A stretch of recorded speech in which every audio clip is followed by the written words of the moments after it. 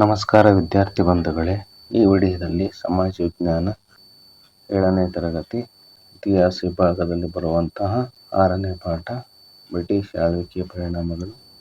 ಈ ಪಾಠದ ಪ್ರಶ್ನೋತ್ತರಗಳು ಈ ವಿಡಿಯೋದಲ್ಲಿದೆ. ಇದರ ಸದುಪಯೋಗವನ್ನು ಪಡಿಸಿಕೊಳ್ಳಿ ಹಾಗೂ ನಮ್ಮ ಯೂಟ್ಯೂಬ್ ಚಾನಲ್ನ ಸಬ್ಸ್ಕ್ರೈಬ್ ಮಾಡಿಕೊಳ್ಳಿ.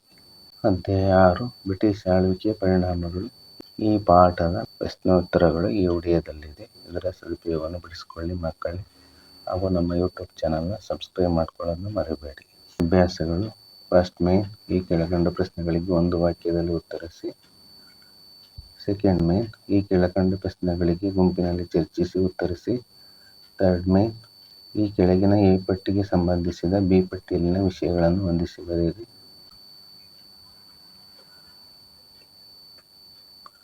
ಮೊದಲಿಗೆ ಅಭ್ಯಾಸಗಳು. ಫಸ್ಟ್ ಮೇನ್, ಈ ಕೆಳಕಂಡ ಪ್ರಶ್ನೆಗಳಿಗೆ ಒಂದು ವಾಕ್ಯದಲ್ಲಿ ಉತ್ತರಿಸಿರಿ.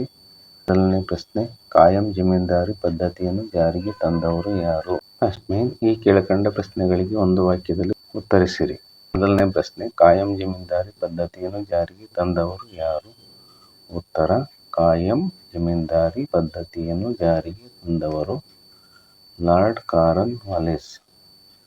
ಇದಕ್ಕೆ ಉತ್ತರ ಲಾರ್ಡ್ ಕಾರ್ನ್ ವಾಲಿಸ್. ಕಾಯಂ ಜಮೀನ್ದಾರಿ ಪದ್ಧತಿಯನ್ನು ಜಾರಿಗೆ ತಂದವರು ಲಾರ್ಡ್ ಕಾರ್ನ್ ವಾಲಿಸ್. ಎರಡನೇ ಪ್ರಶ್ನೆ, ರೈತವಾರಿ ಪದ್ಧತಿ ಎಂದರೇನು? ಉತ್ತರ, ಮಧ್ಯವರ್ತಿಗಳ ಸಹಾಯವಿಲ್ಲದೆ ರೈತನೇ ನೇರವಾಗಿ ಸರ್ಕಾರಕ್ಕೆ ಕಂದಾಯವನ್ನು ಸಂದಾಯ ಮಾಡುವ ಪದ್ಧತಿಗೆ ರೈತವಾರಿ ಪದ್ಧತಿ ಎನ್ನುವರು. ಅಂದರೆ ಸರ್ಕಾರಕ್ಕೆ ರೈತರು ಭೂ ಕಂದಾಯವನ್ನು ನೇರವಾಗಿ ಪಾವತಿ ಮಾಡ್ತಿದ್ರು. ಇದನ್ನ ರೈತವಾರಿ ಪದ್ಧತಿ ಅಂತ ಕರಿತಿದ್ರು. ಮೂರನೇ ಪ್ರಶ್ನೆ, 1813ರ ಚಾರ್ಟರ್ ಕಾಯ್ದೆಯಲ್ಲಿ ಭಾರತೀಯ ಶಿಕ್ಷಣಕ್ಕೆ ಮೀಸಲಿಟ್ಟ ಹಣದ ಮೊತ್ತವೆಷ್ಟು ಅಂತ ಪ್ರಶ್ನೆ ಇದೆ. ಉತ್ತರ, ಸಾಮಾನ್ಯ ಶಕ 1813ರ ಚಾರ್ಟರ್ ಕಾಯ್ದೆಯಲ್ಲಿ ಭಾರತೀಯರ ಶಿಕ್ಷಣಕ್ಕಾಗಿ ಮೀಸಲಿಟ್ಟ ಹಣದ ಮೊತ್ತ 1,00,000 ರೂಪಾಯಿಗಳು. ಅರ್ಥ ಆಯ್ತಲ್ಲ? ಸಾಮಾನ್ಯ ಶಕ 1813ರ ಚಾರ್ಟರ್ ಕಾಯ್ದೆಯಲ್ಲಿ ಭಾರತೀಯರ ಶಿಕ್ಷಣಕ್ಕಾಗಿ ಮೀಸಲಿಟ್ಟ ಹಣದ ಮೊತ್ತ 1,00,000 ರೂಪಾಯಿಗಳು. ನಾಲ್ಕನೇ ಪ್ರಶ್ನೆ, ಭಾರತದಲ್ಲಿ ರೆಗ್ಯುಲೇಟಿಂಗ್ ಕಾಯ್ದೆಯನ್ನು ಯಾರು ಯಾವಾಗ ಜಾರಿಗೆ ತಂದರು ಅಂತ ಪ್ರಶ್ನೆ ಇದೆ. ಉತ್ತರ, ಭಾರತದಲ್ಲಿ ರೆಗ್ಯುಲೇಟಿಂಗ್ ಕಾಯ್ದೆಯನ್ನು ಗವರ್ನರ್ ವಾರನ್ ಹೇಸ್ಟಿಂಗ್ಸನು ಸಾಮಾನ್ಯ ಶಕ 1773ರಲ್ಲಿ ಜಾರಿಗೆ ತಂದನು.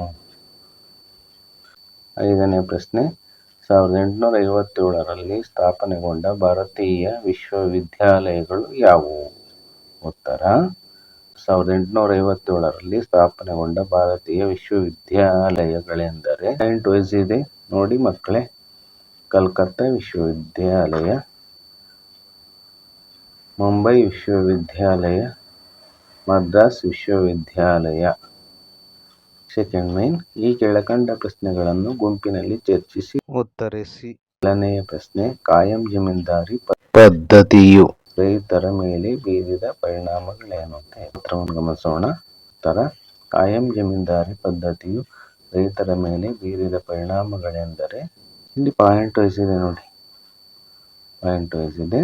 ಫಸ್ಟ್ ಪಾಯಿಂಟ್, ಅಧಿಕವಾದ ಕಂದಾಯ ಸಂಗ್ರಹಿಸುವ ಮೂಲಕ ಜಮೀನ್ದಾರರು ಕೃಷಿಕರ ಮೇಲೆ ದಬ್ಬಾಳಿಕೆ ನಡೆಸಿದರು. ಸೆಕೆಂಡ್ ಪಾಯಿಂಟ್, ಭೂಮಾಲೀಕರು ಕೃಷಿ ಉತ್ಪಾದನೆಯನ್ನು ಹೆಚ್ಚಿಸುವಲ್ಲಿ ಯಾವುದೇ ಆಸಕ್ತಿ ವಹಿಸಲಿಲ್ಲ. ಥರ್ಡ್ ಪಾಯಿಂಟ್, ಬೆಳೆ ನಾಶವಾಗಿದ್ದರೂ ರೈತರು ಗೇಣಿಯನ್ನು ಪಾವತಿಸಬೇಕಿತ್ತು. ಫೋರ್ತ್ ಪಾಯಿಂಟ್, ಕಾಯಂ ಜಮೀನ್ದಾರಿ ಪದ್ಧತಿಯಿಂದ ಕೃಷಿ ರಂಗ ಕುಸಿಯಿತು.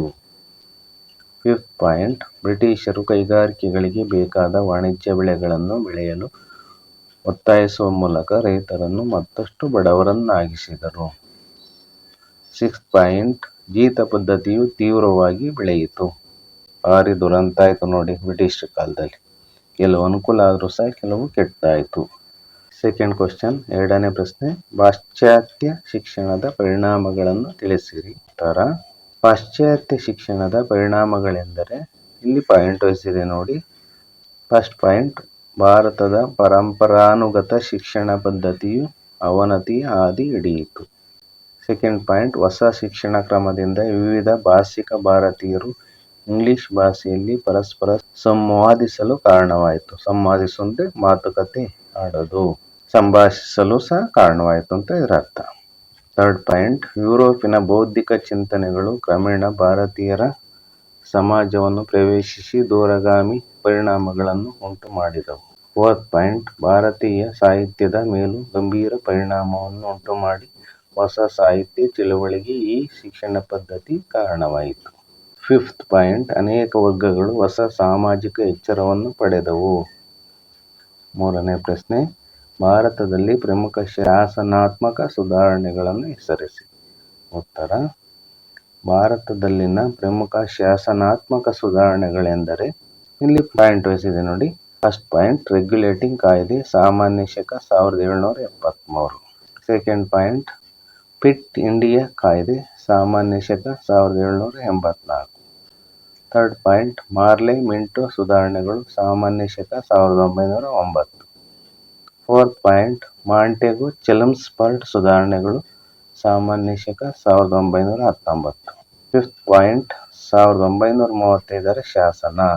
ಥರ್ಡ್ ಮೇನ್, ಈ ಕೆಳಗಿನ ಎ ಪಟ್ಟಿಗೆ ಸಂಬಂಧಿಸಿದ ಬಿ ಪಟ್ಟಿಯಲ್ಲಿನ ವಿಷಯಗಳನ್ನು ಹೊಂದಿಸಿ ಬರೆಯಿರಿ.